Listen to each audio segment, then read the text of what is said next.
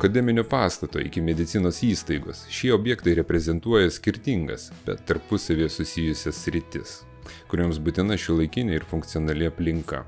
Toks apžvalginis šiandienos mūsų reportažas.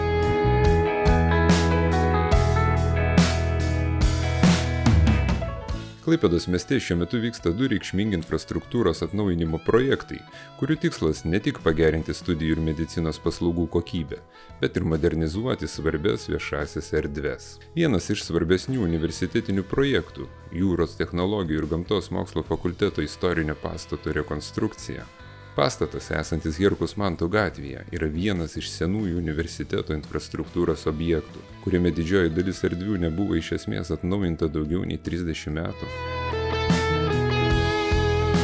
Čia jau prasidėjo darbai, kurie turėtų būti baigti iki 2027 metų rugsėjo.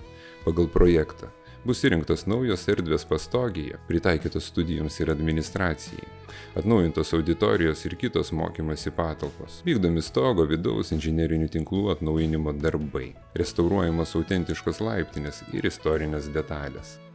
O dabar nusikelkime dar šiek tiek šiauriau.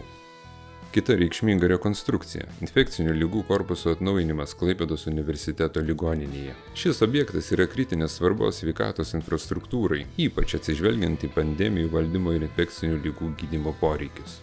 Vykdomas rekonstrukcijos vertė siekia apie 24 milijonus eurų ir finansuojama iš ES fondo bei nacionalinių lėšų. Rekonstruojamas korpusas bus pritaikytas moderniems medicinos standartams ir įrangai. Naujovės apims atnaujintus pacientų priėmimo skyrius su izoliacinėmis palatomis, radiologijos, diagnostikos ir gydymo erdves su šiuolaikinė technika. Patogias darbo ir poilsio zonas personalui, atskirs pacientų srautus, skubiai ir planiniai pagalbai. Planuojama, kad darbai bus baigti dar šių metų antrą ketvirtį, tad korpusas atvers duris jau artimiausių metų, tapdamas svarbių regiono sveikatos priežiūros centru.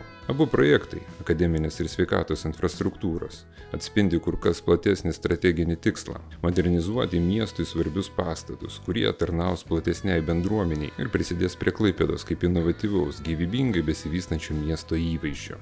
Akivaizdu, jog investicijos į studijų erdves stiprina regiono aukštojo mokslo kokybę, o atnaujinta medicinos infrastruktūra užtikrina aukštesnį sveikatos priežiūros standartą tiek pandemijų, tiek kasdienės priežiūros sąlygomis. Na, o mums reikia gerokai mažiau, tik jūsų palaikymo patiktukais ir komentarais. Žinoma, nepamirškite prenumeruoti šio kanalo. Mes augame ir tobulėjame, tik dėka jūsų palaikymo. Tad likite su Klaipėda TV. Bus daugiau.